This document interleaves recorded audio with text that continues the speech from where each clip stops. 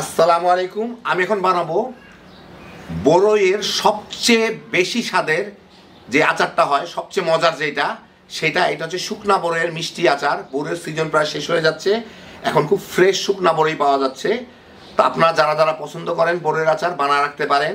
জিনিসটা তৈরি করা খুবই সোজা, কিন্তু খাইতে যে এত মজার, মানে কোনো কিছু দিয়েও খাওয়া যায়, শুধু শুধুই খাওয়া যায়। এটা অনেকেই এটা পছন্দ করেন। তো আসেন দেখি শুরু করা যাক। আমি এখন একটু টালা জিরার গুঁড়া বানায় নিব। সেই জন্য ইচ্ছা করলে আস্ত জিরা দিয়েও গুঁড়া করে নেওয়া যায়, মানে তেলে। আর আমি যেহেতু আমার কাছে জিরার গুঁড়া আছে, আমি সেই জিরার গুঁড়াটাকে ভেজে নিব, একই জিনিস। তো আমি এই জায়গায় এসিআই পিওর জিরার গুঁড়াটা ব্যবহার করতেছি। প্রায় 2 চা চামচের মতো আমি জিরা গুঁড়াটা নিয়ে এখানে ফ্রাই প্যানের মধ্যে একটু তেলে নিব, তাইলেই হয়ে যাবে। তাহলে আমার গুঁড়া করার দরকার হইল না।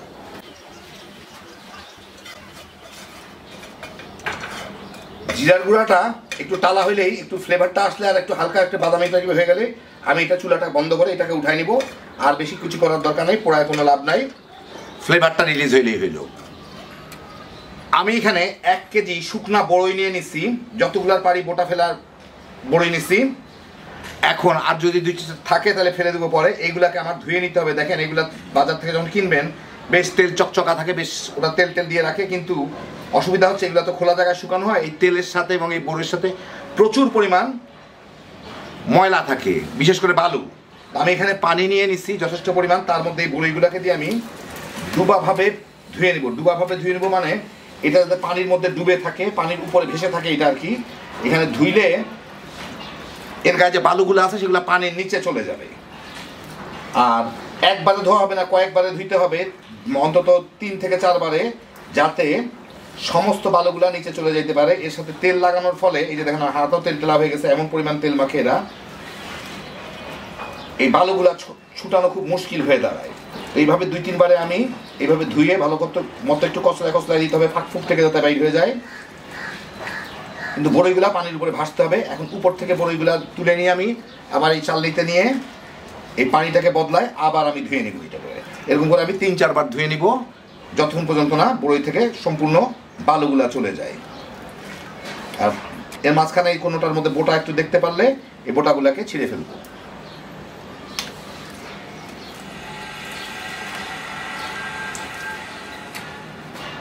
কয়েকবার ধুয়ে নেওয়ার পরে এই হচ্ছে বরইয়ের অবস্থা। দেখেন, আগে থেকে অনেক পরিষ্কার হয়ে যায়। এখন আমি এখানে পরিষ্কার পানি নিয়ে এই বড়িগুলাকে ওর মধ্যে দিয়ে অন্তত 8 থেকে 10 ঘন্টা ভিজায় রাখবো, যাতে এইগুলা একদম শুকনা ধুনা হয়ে আছে। তো এগুলো যাতে পানি চুষে কিছুটা স্বাভাবিক অবস্থায় আসতে পারে আর কি, একটু ফুলতে পারে।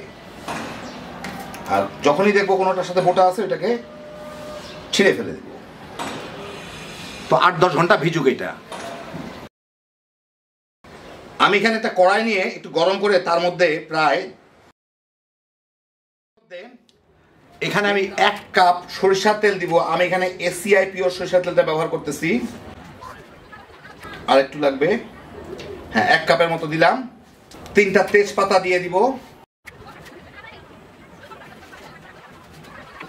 তেলটা একটু গরম হয়ে আসলেই এর মধ্যে আমি প্রায় 2 চা চামচ 5 ফোড়ন দিব। আমি এসিআই এর 5 ফোড়নটা ব্যবহার করতেছি। 2 চা চামচের মতো ঢেলে দিই। হ্যাঁ, হইল। দিয়ে আমি এখন এটাকে একটু ভেজে নিব। এই 15-20 সেকেন্ড ভেজেই, বেশি ভাজার দরকার নাই, কারণ নাহলে পুড়ে যাবে। আমি এখানে প্রায় সিকি কাপ, 1/4 কাপ রসুন কুচি কুচি করা আছে, থেতা করা আছে, যেভাবে হচ্ছে আছে একদম, ওগুলো আমি দিয়ে দিব। আস্ত রসুন দেওয়া যাবে না, কুচি কিংবা থেতো করে দিলেই হবে। এইগুলাকে দিয়ে আমি একটু ভেজে নিব। এর সাথে সরিষার তেলে ফেনা হয় খুব, সেই জন্য একটু উঠায় দেখে নিতে হবে যে রসুন ভাজা হয়েছে কিনা। রসুন ভাজা হইতে কিন্তু খুব বেশি সময় লাগে না। রসুনগুলা একটু বাদামি বাদামি হয়ে আসলেই এর মধ্যে আমি এই বরইগুলাকে দিয়ে দিব। এখন এর মধ্যে আমি 1 টেবিল চামচ বিট লবণ দিব। আমি এখানে বিট লবণ ব্যবহার করতে, টেস্টটা ভালো আনে।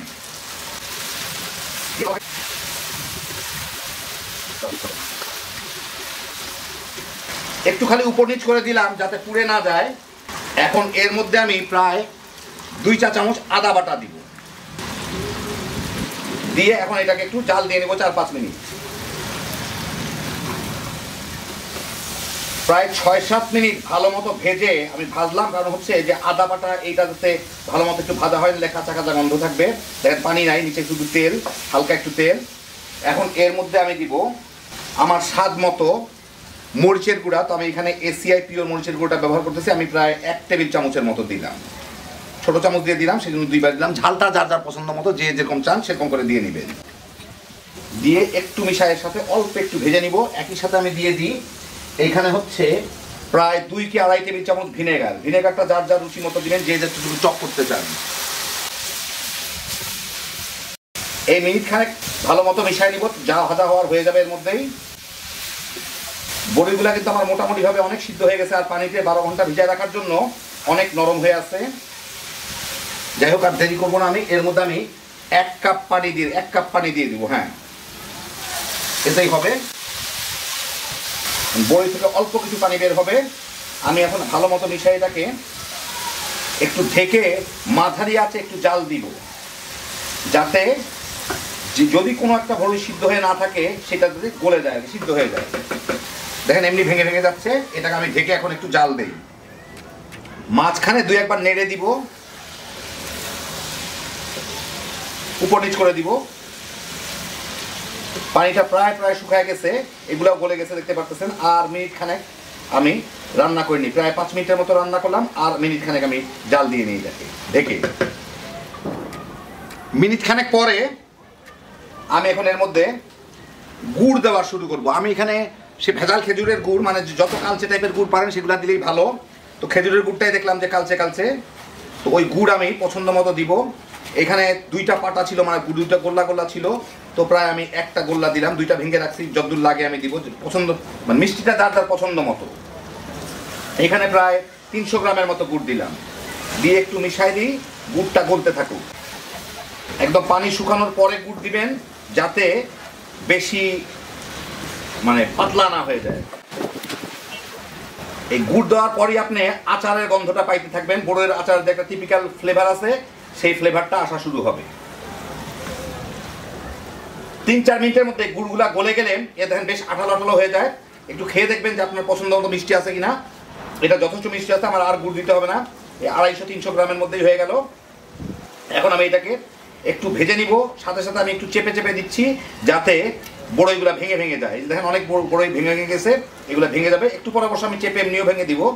তবুও যতক্ষণ নাড়ানাড়ি করতেছি ততক্ষণ যাতে ভাঙতে থাকে, আরো কিছু গলায় দিতে থাকবো আর কি, ভাঙে তো না, গলায় দিতে থাকবো।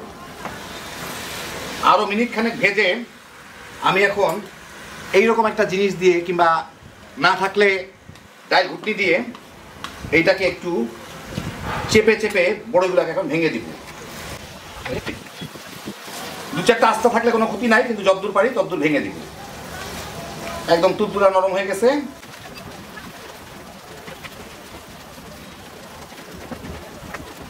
মোটামুটি ভালোই ভর্তা করে দিলাম। এখন আমি প্রায় শুকনা হয়ে গেছে। আমি এখন এর মধ্যে দিব 2 চা চামচ মৌরি, কিংবা গুয়া মৌরি, কিংবা মিষ্টি সব অনেকে বলেন, ওইটা। আমি একটু পাটা এটাকে আধা গুঁড়া করে নিছি, পুরা গুঁড়া করতে পারলাম না। ওটা দিলে ফ্লেভারটা খুব ভালো আসে, তো ওটা আমি এর মধ্যে দিয়ে দিব। আর যে জিরার গুঁড়াটা টেলে রাখলাম সেটুকু এর মধ্যে দিয়ে ভালো মতো মিশায় 3-4 মিনিট জাল দিয়ে নিব। এখন যে একটু ভিজা ভিজা দেখা যাচ্ছে, এটাও একটু শুকায় যাবে, মশলাগুলো ভালো মতো মিলেও যাবে, এর ফ্লেভারটাও চলে আসবে এর মধ্যে। 3-4 মিনিট ভেজে এই যে দেখেন, এটা ভিতরে কোনো জলীয় জিনিস অবশিষ্ট নাই, শক্ত হয়ে গেছে প্রায়, মানে অনেক শুকায় গেছে, তেলও ছেড়ে দিচ্ছে প্রায়, যেটুকু তেল ছাড়ার আর কি আশপাশ থেকে। এখন আমি এটাকে চুলাটাকে বন্ধ করে দিব। এটা নাড়তেই বোঝা যায় যে যথেষ্ট পরিমাণ শক্ত হয়ে গেছে। এখন আমি ঠান্ডা হলে আরেকটু শক্ত হয়ে যাবে। এখন আমি এটাকে চুলাটা বন্ধ করে একটু ঠান্ডা করে আপনাদের আমি পরিবেশ করে দেখাচ্ছি। তো এই দেখেন হয়ে গেল আমার সবচেয়ে মজার বড়ইয়ের আচার। এটা খুব একটা কমন আচার, প্রায় সবাই পছন্দ করেন এটাকে, কারণ এইটা খাইতে সবচেয়ে বেশি মজার। আর খুব কম ঝামেলা, এটা বছরের পর বছর রেখে খাওয়া যায়, 1 বছরের উপরে থাকে এটা। তো এখন বাজারে প্রচুর শুকনা বড়ই পাওয়া যাচ্ছে, ফ্রেশগুলা, যে যত পারেন বানায় রেখে দেন। এটা স্টোর করে রাখাও খুব সহজ, যে কোনো একটা কন্টেনারে ভরে রেখে দিলেই হয়, তেমন কোনো যত্ন নিতে হয় না, এগুলা রোদে দেওয়ার কোনো ঝামেলা নাই, খুব সহজে তৈরি হয়ে যায়। যত পারেন বানায় রেখে দেন, যখন খুশি তখন খালি বাইট করবেন আর তামা করে খায় ফেলাইতে পারবেন। হ্যাপি জোশের একটা আইটেম। আল্লাহ আপনাদের সবাইকে ভালো রাখুন, সুস্থ রাখুন, নিরাপদে রাখুন। ইনশাআল্লাহ বেঁচে থাকলে আবার দেখা হবে। আল্লাহ হাফেজ।